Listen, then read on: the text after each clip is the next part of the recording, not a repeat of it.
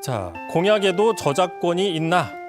지금 어제였죠. 국민의힘 윤석열 후보 그 안보, 외교안보 관련 공약을 발표했는데 이거를 놓고 지금 당내에서 표절이다, 베꼈다, 아니다, 무슨 소리냐 이런 논란들이 있어요. 일단 그 윤 후보의 공약 발표 내용 한번 듣고 이야기를 계속하겠습니다. 군 복무 경력을 인정하도록 법제화를 추진하겠습니다. 현역병의 국민연금 가입 기간을 18개월로 확대하고 민간주택 청약 가점과 공공임대주택 가점을 부여하여 군 복무가 장병들의 미래 준비에 실질적인 도움이 되도록 하겠습니다. 지금 어제 확실히 좀 눈길을 끌었던 게 군 복무자, 군필한테는 청약할 때, 주택 청약을 할 때 가점 5점, 상당히 큰 점수거든요. 네. 5점을 주겠다고 했어요. 그러자니까 이제 어제 유승민 후보가 주택 청약할 때 5점 가점을 준다는 건 이미 내가 2달 전에 했던 공약인데 베꼈다. 그리고 말도 안 하고 베꼈다. 최소한 말이라도 좀 해야 되는 거 아니냐라고 하면서 상도위에 어긋난다. 뭐 이런 얘기를 하면서 지금 이게 논란이 당내에서 벌어지고 있는데 먼저 한번 김 대변인 얘기를 할게요. 아침에 이런 얘기 하셨어요. 공약에는 저작권이 없다. 네. 정말요? 정책 공약에는 저작권이 없다. 이재명 후보가 얼마 전에 했던 얘기이기도 합니다. 그리고 저는 국민들, 시청자분들께 좀 물어보고 싶은 것 중에 하나가 유승민 후보의 공약 중에 이런 내용이 있었다는 걸 알고 계셨던 시청자분들이 얼마나 계신지 한번 좀 여쭤보고 싶어요. 그리고 우리 앵커님은 유승민 후보의 공약 중에 군필자의 하나에서 5점 청약에 가점을 주겠다는 공약을 알고 있었는지.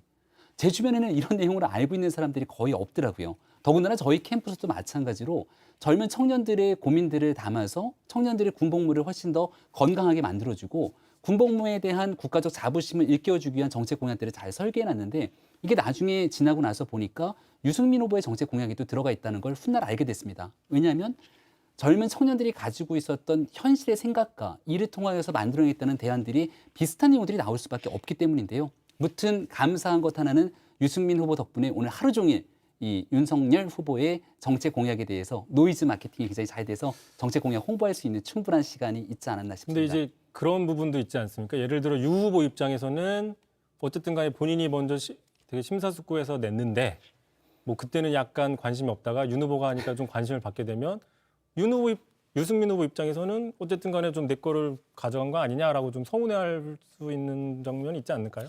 저는 이렇게 정치적 자산, 공약은 정치적 자산 중에 하나거든요. 이 정치적 자산을 표절하는 것을 이렇게 쉽게 생각하는 것 자체가 저는 표절 부분가라는 생각이 들 정도로 이 공약을 유지하기 위해서는 사과가 필요합니다. 그만큼 저는 이 여러 가지 이 유승민 후보의 공약도 물론 뭐 아무리 군소 후보라고 표현하는 것도 좀 죄송스러운데요. 그렇다 할지라도 그분의 공약임을 최소한 이 늦게 알았을 수는 있습니다. 그렇다면 최소한 사과를 해야지 무슨 공약을 베끼면서 그게 뭐 무슨 정치적 자산을 흡수하는 건데 그걸 가지고 너무 도덕적인 불감증이 있으시면 안 된다고 보고요. 또 한편으로는 이재명 지사님이 후보가 얘기했던 거는 사실 이 원팀이 되고, 그러니까 경선 이후에 선대위가 될 때는 각 후보들, 뭐 꼭 1위 후보가 아니더라도 2위, 3위, 4위 후보들의 공약을 충분히 이 본선에서 활용하겠다라는 메시지인 것이지 경선 과정에서 남의 공약을 이렇게 빼앗아가는 게 어디 있습니까, 사실. 정말. 어제 있었던 외교안보 정책 공약이 엄청나게 많은 내용들이 들어가 있었고요. 그 많은 내용들 중에 강론으로 하나, 두 개 들어가 있었던 내용이 좀 겹쳤던 거고 됩니다. 한 가지 더 얘기를 하면 이제 윤석열 후보의 메시지 하나하나가 워낙 회자가 되고 있기 때문에 홍준표 후보는 국익 우선주의라는 말을 썼다고 이것도 나의 메시지를 가져갔다고 얘기를 합니다. 아니 그렇게 근원을 따져가다 보면 국익 우선주의를 가장 먼저 얘기했던 분들에 대한 출처를 찾아서 설명하고 양해를 구해야 되는 것인가 이렇게 얘기할 수밖에 없을 텐데. 국익 우선주의까지는 얘기하고 싶진 않고요. 홍준표 후보가 국익 우선주의는 대한민국 정치인 중에 국가와 국익을 위해서 노력하지 않는 정치인이 있으면 안 된다고 생각하고요. 다만 그거 달리 메시지와 공약은 구분해야죠. 지금 말 나온 김에 이게 제가 한번 그래서 찾아봤어요. 예. 이 군복무자, 군필한 남성에게 청약 가점 5점을 주는 거 찾아봤더니 일단 그 N 포털에서 찾아봤을 때 가장 오래된 이야기가 이미 있습니다. 네. 알고 봤더니요. 하태경 후보가 2019년에 이미 군복무 보상 3법 중에 하나로 가점을 줘야 된다라고 얘기를 했더라고요. 자, 이렇게 따지면 이거는 유승민 후보도 하태경 후보 거를 베꼈다. 뭐 이렇게 볼 수도 있는 거 아닌가 싶은데 뭐 어쨌든 네. 제가 저는 이제 궁금한 게 하나 있어서 먼저 좀 물어볼게요. 이거 혹시 소급이 되나요? 누가 더 먼저 말했냐가 중요한 게 아니고요. 이 대통령 후보로서 국민의힘에 경선에 참여한 대통령 후보로서 공약을 발표했느냐. 그러니까 공약은 공개적으로 약속한 것 아니겠습니까? 대통령 후보로서 약속한 것과 과거의 국회의원 신분으로 어떤 이 정책에 대한 본인의 비전을 제시한 것과는 완전히 구분해야 된다 생각하고요. 유승민 후보가 대통령 후보로서 공약을 먼저 제시한 거기 때문에 윤석열 후보가 정말 이 정치적 자산을 이렇게 쉽게 표절하지 마시고 거기에 대해서 사과하시던지 뭐 이렇게 여러 가지 좀 하셨으면 좋겠습니다. 뭐 아무 문제 없다라고 얘기하시니까 참 너무 당황스럽네요. 예. 저 같은 경우에 아무튼 뭐 군복무한 지가 꽤 오래돼 가지고 그러니까 이게 소급이 되는지 네, 소급이 만약 안 된다. 무주택자들이 되게 관심이 있거든요. 예, 소급이 안 된다고 하면 이 공약을 설계해서 만들고 그리고 나서 군에서 제대하고 있는 소수에게만 해당되는 거니까 5년 단임제 대통령제 국가에서 공약의 실효성이 없겠죠. 아마 소급을 전제로 하는 내용들을 깊이 고민하지 않을까라는 생각이 들고요. 저도 그렇게 되면 소급을 하게 되면 네. 참고로 계속 제가 개인적인 얘기를 할 수밖에 없는 게 제가 이제 무주택자입니다. 네, 그래서 가점에 대해서 좀 관심이 있는데 모든 남성들 군복무한 남성들에게 소급을 해버리면 똑같이 5점씩 그렇죠. 올라가기 때문에 네. 그걸 인플레이션이- 똑같아지는 기본이 좀 올라간다 뿐이지 모든 남성들에게 해당되는 것은 아니죠. 예, 군에 다녀오지 않았던 그렇죠. 경우들도 분명히 존재를 하는 것이고 여기에 대해서는 찬반 양론이 있을 수 있습니다. 무조건적으로 좋은 정책이라는 건 세상에 있을 수가 없는 그러면 내용이겠죠. 윤석열 캠프가 네. 이렇게 공약이 준비가 안 돼 있구나라는 무슨 느끼는 게요. 소리입니까? 말 나온 김에 아무래도 장 의원님 이 어떻게 주택 생각하세요? 청약을 할 때는요. 가점 5점이라는 건 엄청나게 큰 엄청나죠. 점수입니다. 그죠? 그렇기 네. 때문에 이 소득 기준도 있고요. 자산 기준도 있고요. 부부 합산 소득도 있고 네. 이 단독 세대일 때도 있고요. 여러 가지 주택 청약에 관련된 이 기준들이 있습니다. 그렇기 때문에 이 만약에 5점씩 전체 전 국민에게 군필 남성에게 모두 다 적용한다 했을 경우에는 그건 역차별이 발생할 수도 있습니다. 그렇기 때문에 기본 네. 가점이랑 비슷한 거네요. 뭐 예를 들면 재난지원금 35세 이하거나 뭐 이 결혼한 지 뭐 5년 이하라든지 소득 기준이 뭐 1억 이하라든지 네. 여러 가지 그런 기준에 맞춰서 정책 설계를 하셔야지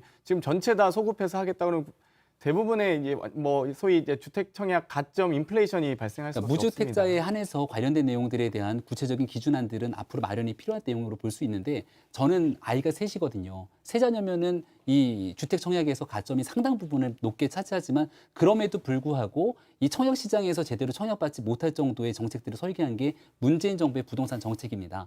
이 부분을 돌파하고 청년 세대에게 새로운 희망을 주기 위해서 다양한 정책들을 만들고 있고요. 무주택 청년들에게는 원가주택, 역세권 첫집주택 등 많은 공약들이 있음에도 불구하고 여기에 군복무를 마치고 나온 청년들에게 나라에 대한 자부심을 주기 위한 하나의 정책 공약으로 들어가 있는 만큼 여기에 대해서는 앞으로 선거 기간 내내 뜨거운 원가 논쟁이 주택도 될 한 거라고 봅니다. 2,000조 정도 드는 아이, 예단 그거는 국민의힘 과- 의원님께서 이 전혀 그렇지 분석을 않습니다. 하셨더라고요. 네, 그래서 전혀 그렇지 않습니다. 뭐 아무튼 그 논쟁이 또 깊이 들어가면 또 시간이 걸리니까 그 부분은 좀 하진 그렇게 좀 않겠습니다. 정리를 하고 지금 그래서 예. 뭐 저도 어쨌든 관심이 많이 있었는데 이게 기본적으로 뭐 소급이 되는지는 추후에 봐야 되겠지만 군복무한 경우에는 주로 20대, 뭐 30대 초반이기 때문에 지금 윤 후보가 국민의힘 안에서 분석을 할 때 보면은 20대 젊은 사람층에서 홍준표 후보에 비해서는 조금 밀린다라는 게 지표적으로 확인이 되지 않습니까? 네.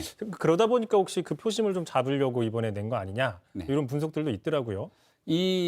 특히 20대 남성 같은 경우에는 상당수의 숫자가 다 군에 다녀오지 않았거나 아니면 군에 복무 중이거나 그리고 이제 군을 제대하고 전역하고 난 다음에 이 복학해서 생활하고 있는 많은 경우들이 있을 텐데 이런 20대 남성들에게 군대 문제라는 건 빼놓을 수 없는 가장 중요한 어젠다 중에 하나일 겁니다.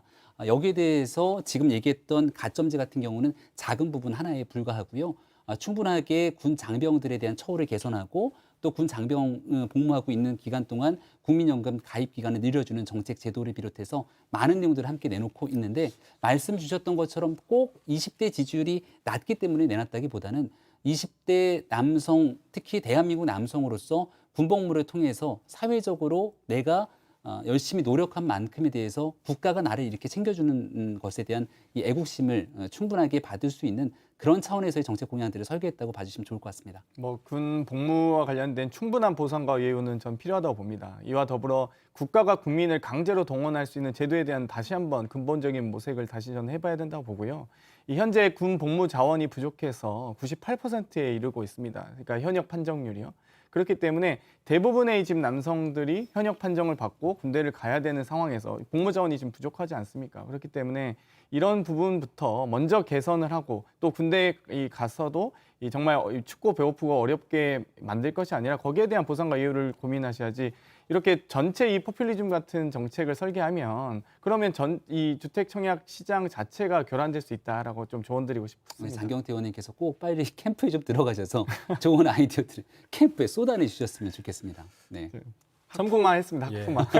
어쨌든 뭐 주택 청약 가점은 되게 소중합니다. 5점. 네. 예, 상당히 저도 갖고 싶은 점수인데요. 5점. 아무튼 그리고 관심이 많을 것 같아서 한번 좀 다뤄봤고요. 그 참고로 이번에 그 나오신 김에 네. 윤석열 후보 캠프 측에서 권성동 의원이 뭐 선대본부장으로 합류한다 뭐 이런 소식들이 나오고 있는데 사실인가요?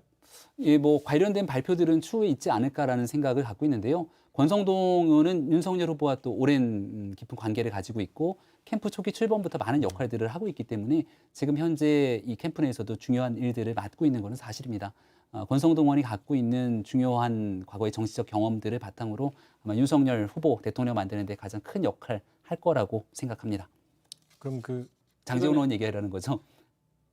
좀 말씀 아닌데 먼저 한번 해보시죠. 어떻게 아드님은 어떻게 왜 경찰관을 폭행한 건 사실이죠? 네, 장재원 의원에 관련된 내용들도 또 캠프 내에서 중요한 역할들을 맡고 있기 때문에 여기에서 이 아들의 문제에 대한 안타까운 마음을 갖고 있는 건 또 부정적인 인식, 잘못된 일들에 대해서는 충분히 반성하고 법적인 처벌이 이루어지지 않을까 생각하고 또 가족의 문제 때문에 이 정치인에게 같이 연결될 수 있는 부분들은 이 연좌제를 시행하는 나라가 아닌 현대 사회 속에서 이 부분은 좀 같이 고려해서 볼 필요가 있지 않나 이런 말씀 함께 드립니다. 무슨 연좌제까지 나올 얘기인가요? 그냥 정치적 도의상 또 그런 부분에 대해서 반성하시고 그런 게 좀 필요하다 이 말씀이죠. 안타까운 마음과 유감스러운 얘기는 늘 국민 앞에 고개 숙여 피력하고 있습니다.